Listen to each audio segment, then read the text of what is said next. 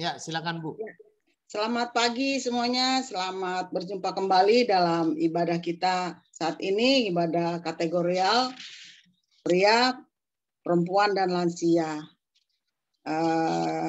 Selamat pagi semua Pak Pendeta dan teman-teman kaum pria, kaum perempuan, dan lansia yang rencana kita akan tatap muka, tapi karena situasi dan kondisi, jadi kita nggak jadi tatap muka, jadinya online aja melalui Zoom. Ya, untuk segera kita memulai ibadah kita, mungkin kita ambil saat teduh sejenak.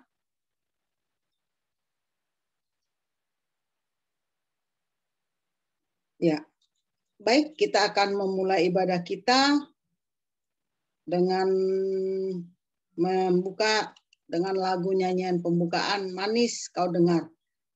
Ini saya maaf lagunya nggak paham nih Pak, jadi saya nggak bisa ngangkat suara nih. Ya nggak apa-apa Bu. Nah, ada itunya, ada song leadernya kok. Oh ya, oke. Jadi kami minta kepada mic-nya dan song leader-nya memulai panggilan ibadah. Kita akan nyanyi Manis Kau Kudengar.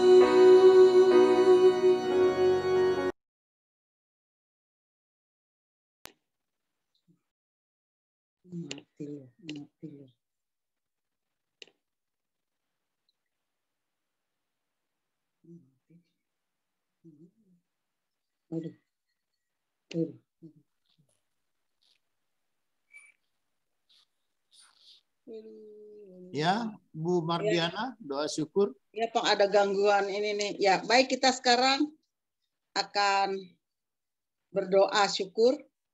Kita akan menyampaikan doa syukur kita kepada Allah. Ya Allah, pencipta langit dan bumi, kami bersyukur atas perjalanan waktu yang kami telah lalui. Siang berganti malam dan malam tenang berganti siang, yang penuh pengharapan dengan keagungan-Mu dapat menguatkan langkah kami dan segala karya tangan kami. Kini kami berseru kepadamu, Bapa, agar firman-Mu yang akan merenungkan dapat mengarahkan wujud syukur kami sebagai umat kepunyaan-Mu. Amin. Doa syukur kita sambut dengan bernyanyi Sejauh Timur dari Barat.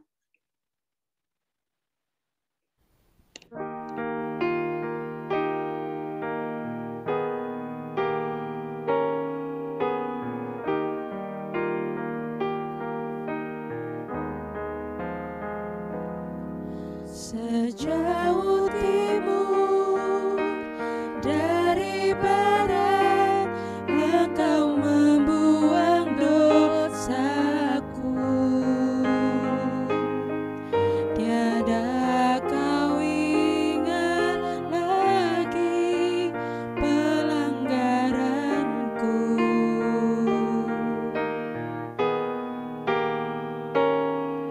jauh ke dalam tubir laut, kau melemparkan dosaku. Tiada kau perhitungkan kesalahanku. Betapa besar kasih pengampunanmu, Tuhan. Tak kau pandang hina hati yang hancur.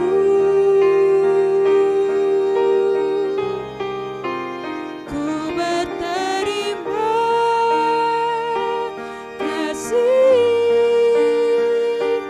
kepadamu ya Tuhan. Pengampunan yang kau beri, pulihkanku.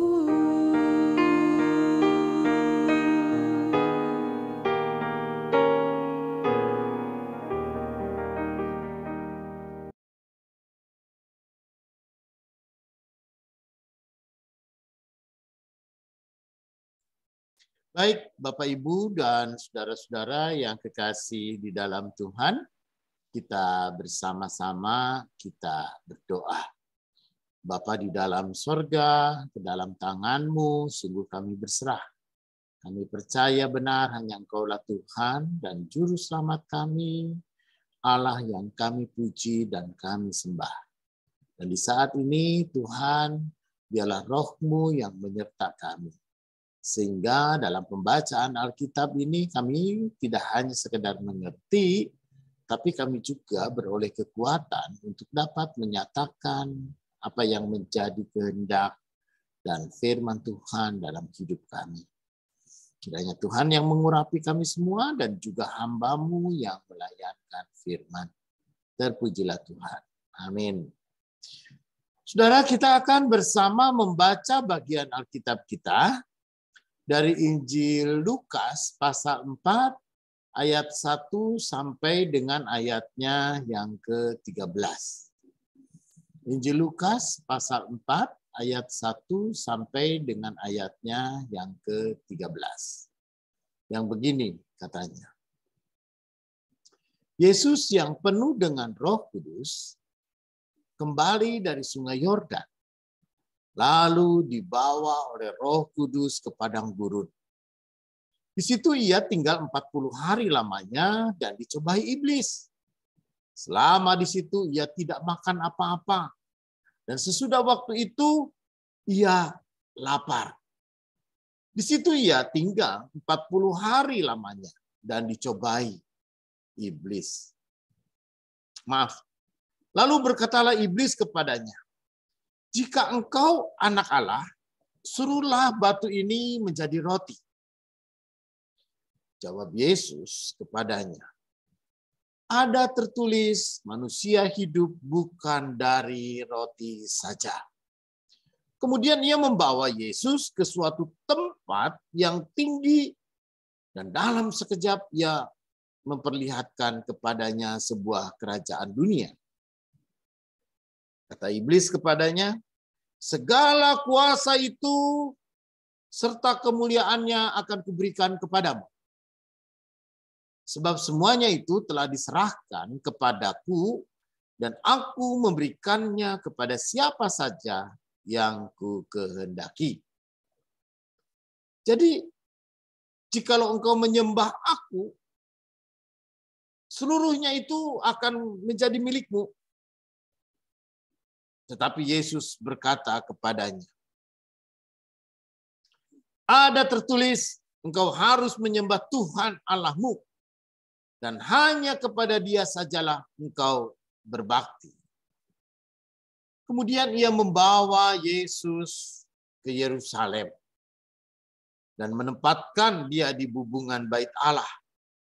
Lalu berkata kepadanya, "Jika engkau anak Allah, jatuhkanlah dirimu dari sini ke bawah. Sebab ada tertulis mengenai engkau, ia akan memerintahkan malaikat-malaikatnya untuk melindungi engkau. Dan mereka akan menantang engkau di atas tangannya supaya kakimu jangan terantuk kepada batu. Lalu Yesus menjawab katanya, ada firman, jangan kau mencobai Tuhan Allahmu. Sesudah iblis mengakhiri semua pencobaan itu, dia mundur daripadanya dan menunggu waktu yang baik. Saudara, demikian pembacaan Alkitab. Berbahagia mereka yang mendengarkan firman Tuhan dan memelihara di dalam kehidupannya. Haleluya. Bapak, Ibu, dan saudara-saudara yang kekasih di dalam Tuhan, saat ini banyak sekali orang yang tergoda untuk melakukan investasi bodong. Entah investasi dalam bentuk robot, ya, ada yang namanya binomo, ada yang namanya apalah berbagai macam investasi lagi. Ada juga orang yang kemudian tergoda untuk melakukan kripto. Ada juga orang yang kemudian tergoda untuk Bitcoin dan macam-macam sekali, ya, sekarang bentuk-bentuk investasi itu dalam bentuk omong kosong. Karena itu saudara, tidak sedikit orang yang kemudian tergoda. Dia ingin cepat kaya, dia ingin cepat kenyang, dia ingin cepat berkuasa, dia ingin cepat punya pengaruh, dia pun juga ingin dalam waktu yang sesegera mungkin. Maka ya seperti anak-anak sekarang, dia menyebut dirinya sultan, ya, menyebut dirinya menjadi orang kaya, itu menjadi saudara. Maka godaan-godaan ini memang menjadi sesuatu hal yang menaun. Tiap waktu, tiap saat selalu ada. Dan saudara-saudara, yang paling utama, maka kalau boleh saya sebut, ini adalah sebuah tantangan zaman kita saat ini. Kalau Yesus dulu ketika dia dicobai, setelah dia berpuasa, memang yang dicobai adalah kemampuan dia. Ya, potensi yang ada dalam dirinya, yaitu ketika Yesus sebagai anak Allah yang bisa mengubah segala sesuatu seperti yang dia ingin. Kamu kan lapar. Kamu punya kuasa. Kamu bisa mengubah loh batu-batu itu jadi roti. Saudara yang kekasih di dalam Tuhan, kalau kita melakukan analisa yang terdalam, analisa yang agak mendalam dari cobaan yang pertama ini, maka saudara, bukankah orang kalau diberi kekuasaan, kalau orang diberi kewenangan, maka tidak jarang dia akan menggunakan kekuasaannya untuk memuaskan keinginan. Sehingga ada pepatah, saudara, untuk kita mengetahui bagaimana karakter orang itu yang sesungguhnya, berikan dia kekuasaan. Saudara, coba lihat. Banyak orang yang kemudian berlomba-lomba menjadi pejabat. Banyak orang berlomba-lomba untuk kemudian menjadi penguasa, biar penguasa daerah. Tapi ujungnya apa?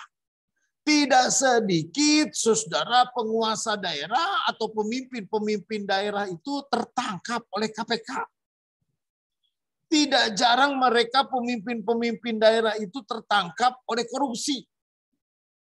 Tidak jarang orang berlomba-lomba untuk menjadi wakil rakyat. Kalau ngomong bagus, tidak jarang orang pun juga menjadi pemimpin. Tetapi ketika dia berkuasa, maka godaannya adalah, kalau Yesus mengatakan, kamu kan anak Allah, punya kuasa. Kamu kan lapar. Kamu bisa tuh mengubah batu-batu itu jadi roti. Kamu bisa mengubah apapun juga untuk melepaskan hasratmu. Kamu bisa mengubah apapun juga untuk memuaskan keinginanmu. Yaitu orang lapar kan maunya makan.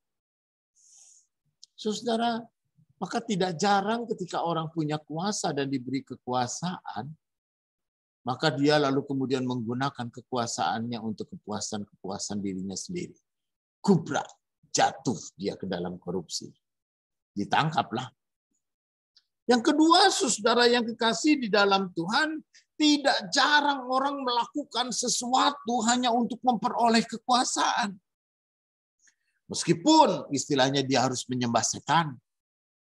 Meskipun dia harus dekat dengan kelompok-kelompok pemberontak. Meskipun dia pun juga harus dekat dengan kelompok-kelompok intoleran. Meskipun dia pun juga harus mendekat dengan kelompok-kelompok yang memang seringkali menjadi masalah. Menjadi kelompok-kelompok yang seringkali menjadi problem. Dan seringkali menjadi biang kerok dari semua persoalan. Tapi saudara yang kekasih di dalam Tuhan, kalau orang sudah buta mata, lalu kemudian buta hati, orang hanya sekedar ingin mempunyai kekuasaan, disuruh menyembah setan pun juga mau. Karena itu saudara, godaan yang kedua adalah yang Tuhan Yesus hadapi adalah, jika engkau anak Allah, jatuhkanlah dirimu ke bawah. Saudara yang kekasih di dalam Tuhan, ya maka engkau akan menantang. Maka Allah, malaikat semua akan menantang. Tetapi saudara, jika dirimu menjatuhkan ya diri ke bawah, saudara, mereka akan menantang supaya kakimu jangan terantuk. Tetapi apa yang terjadi? Jangan kamu mencobai Tuhan.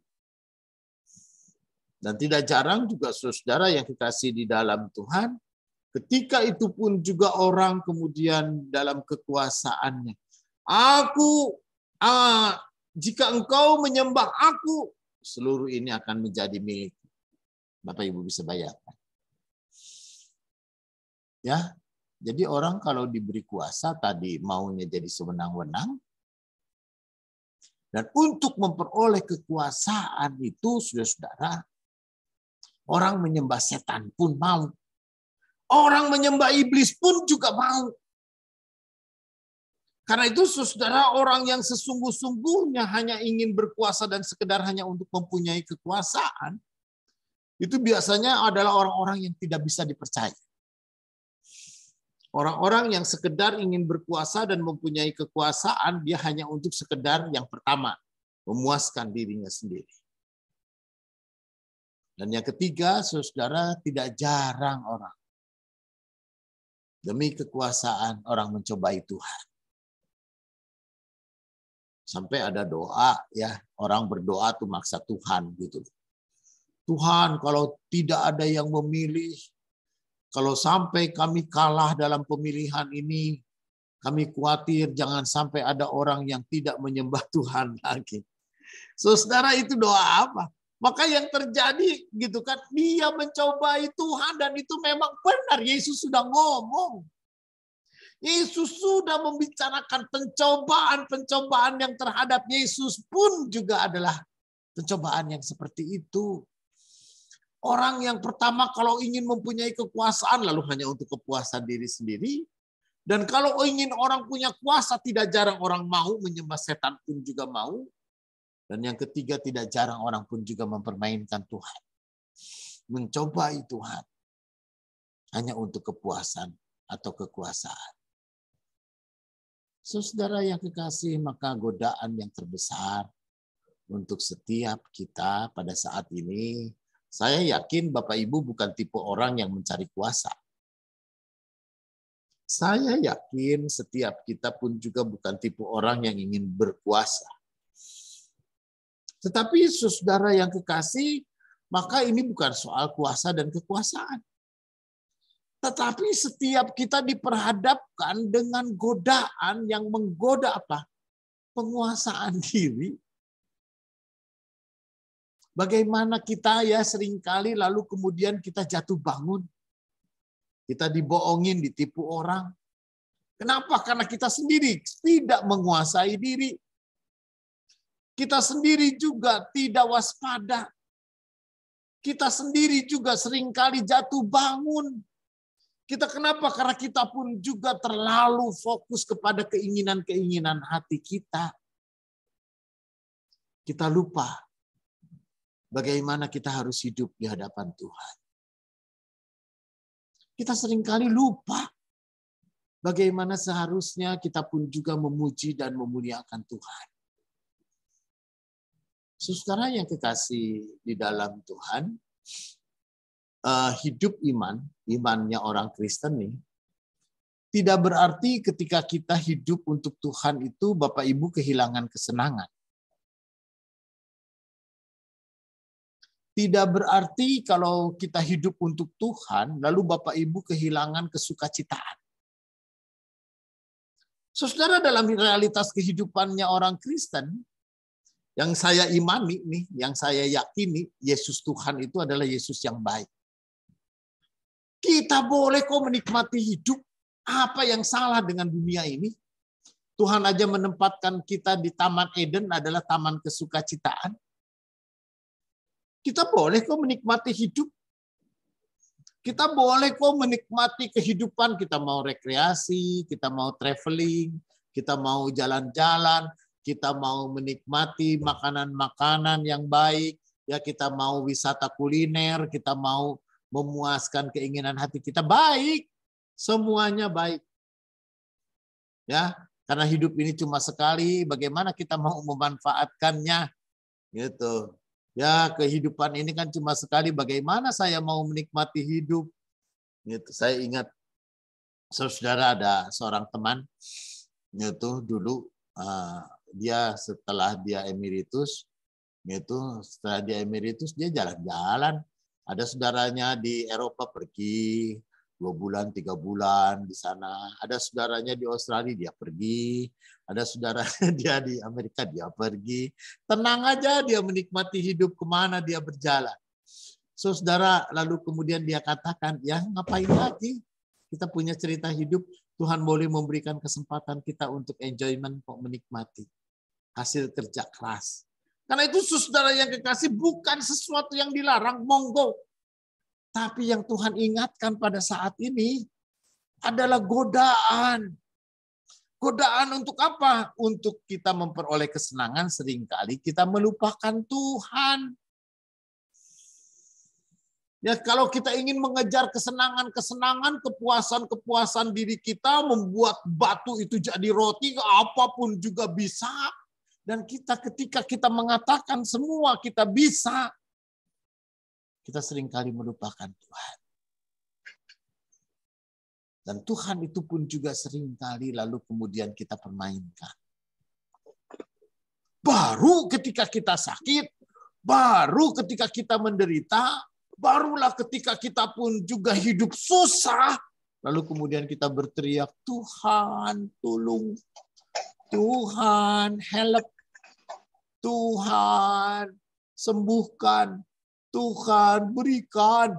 Tapi ketika kita kuat, ketika kita senang, kita lupa sama Tuhan. Ya Bapak Ibu dan saudara-saudara yang kekasih di dalam Tuhan, sebenarnya menikmati hidup itu adalah ketika kita menikmati hidup dalam keseimbangan. Apa artinya keseimbangan?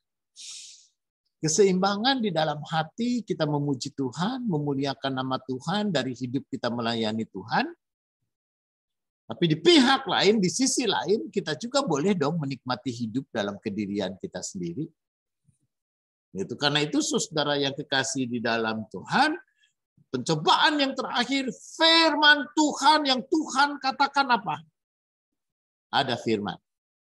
Jangan kau mencobai Tuhan. Karena itu saudara dengan kata lain, ya dalam bahasa aslinya sih bisa dikatakan begini. Bukan hanya jangan engkau mencobai Tuhan Allahmu. Jadi bisa dikatakan begini. Jangan engkau datang kepada Tuhan ketika dalam keadaan susah doang.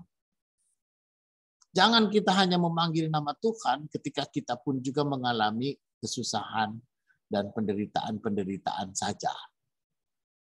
Gitu kan? Atau kita memperlakukan Tuhan itu sama seperti ban serep gitu loh di mobil kita. Kita ingat ban serep dan kita pakai ban serep kalau kita kempes. Gitu ya. Jadi Tuhan itu hanya tempat pelarian kita. Jangan kita menempatkan dan mencobai Tuhan di dalam posisi yang seperti itu. Tetapi kalau kita mau menikmati hidup kita, Karena kesenangan hidup itu ada di batin kita, Bapak Ibu. Sukacita kita ada di hati. Bahagia kita ada di hati.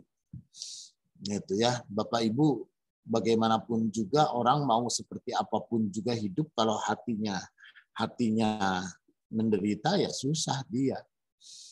Gitu. Karena itu saudara, melalui firman Tuhan kita pada saat ini, ya, di tengah-tengah hidup yang penuh dengan godaan, tantangan, persoalan, maka baiklah kita hidup dalam keseimbangan. Satu pihak kita hidup dengan Tuhan dan bergantung pada Tuhan dan hidup dekat dengan Tuhan. Tapi di pihak lain, kita pun juga boleh hidup dalam realitas dunia kita dan menikmati segala berkat dan anugerah Tuhan yang baik di tengah-tengah dunia ini. Amin.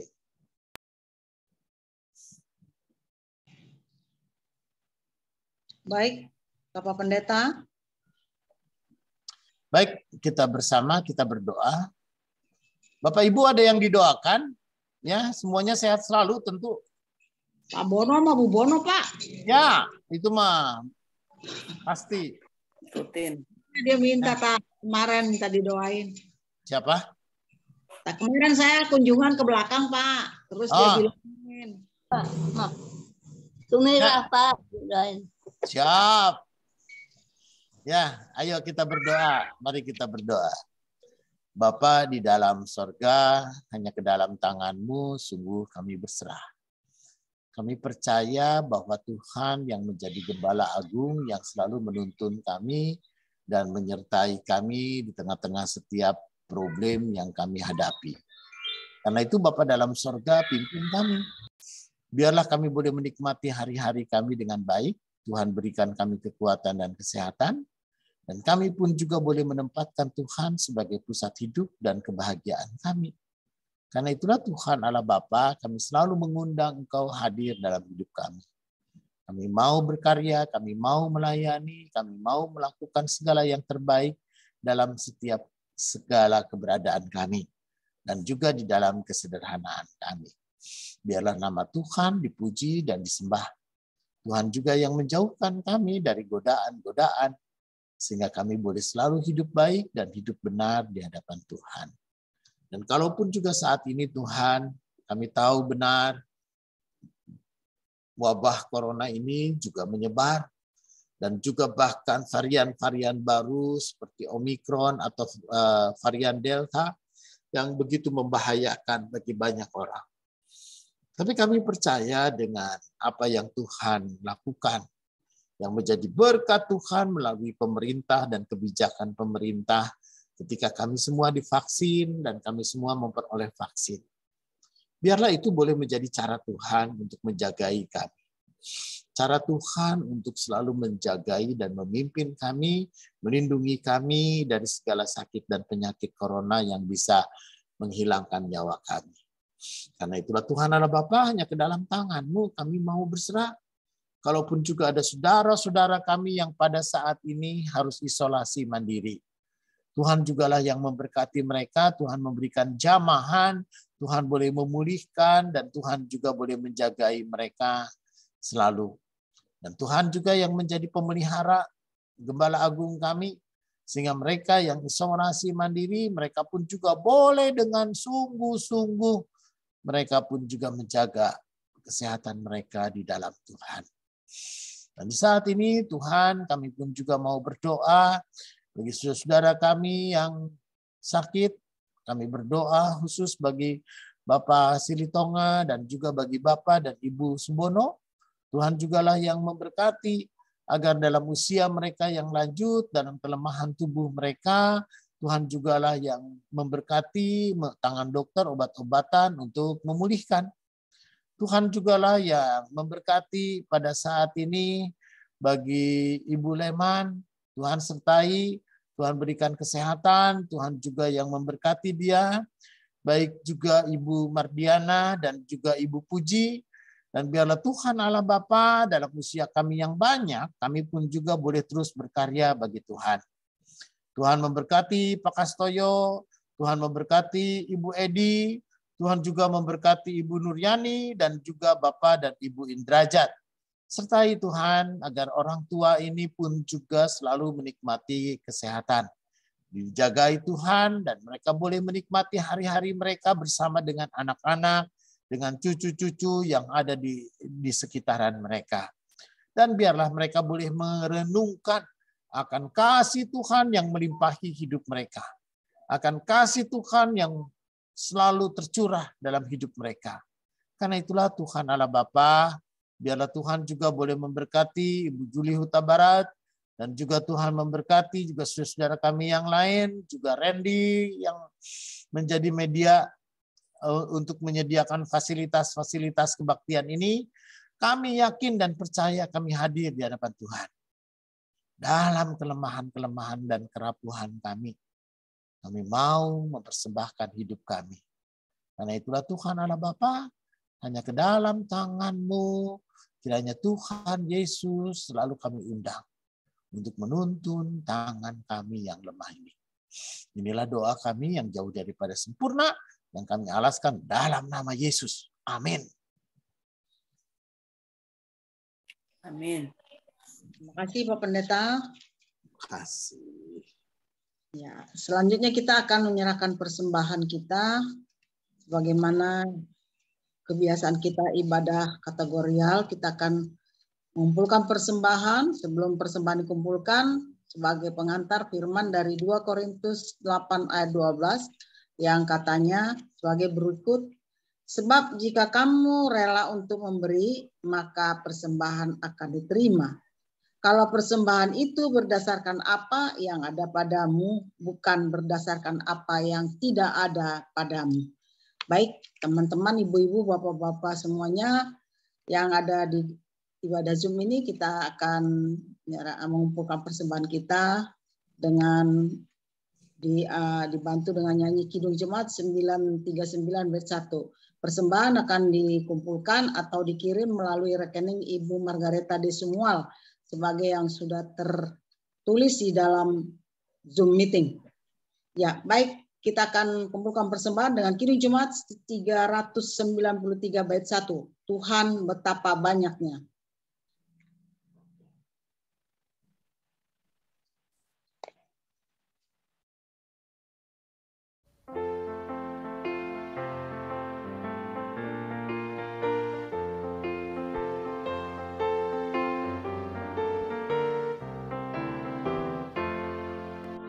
Tuhan betapa banyaknya berkat yang Kau beri, teristimewa rahmat-Mu dan hidup abadi.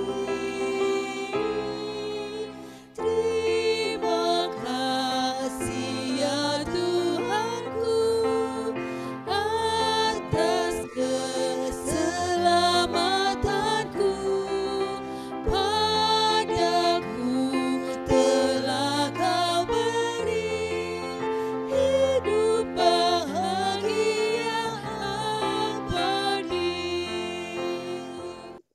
Ya, kita akan membawakan persembahan kita. Mari kita serahkan persembahan kita dalam doa. Kembali lagi kami mengucapkan syukur atas berkat dan cinta kasih Tuhan Yesus kepada kami yang memampukan kami untuk senantiasa bersyukur. Terimalah persembahan kami ini sebagai tanda sukacita serta kuduskanlah sehingga persembahan ini layak untuk dipergunakan dalam menyatakan damai sejahtera Tuhan. Terima kasih Bapa, dalam nama Yesus Kristus kami sudah berdoa dan mengucap syukur. Amin. Nyanyian penutup PKJ 2734 bait 1 dan 2. Pakailah waktu anugerah Tuhanmu.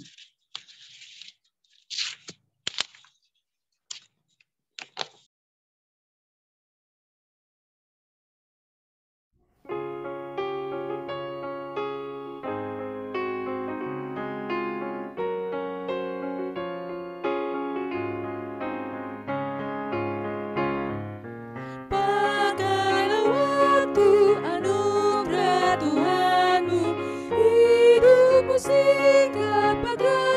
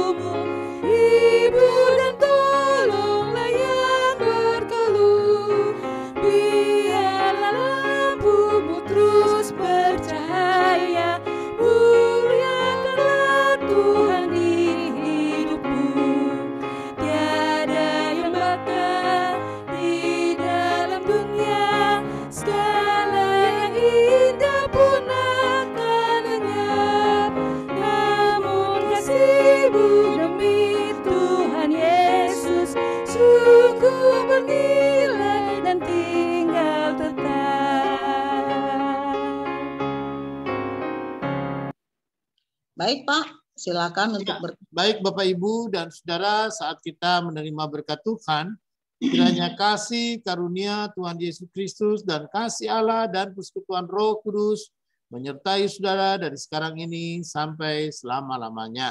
Amin. Bapa, terima kasih. Bapa, terima kasih. Bapa di dalam surga, ku berterima kasih. Amin.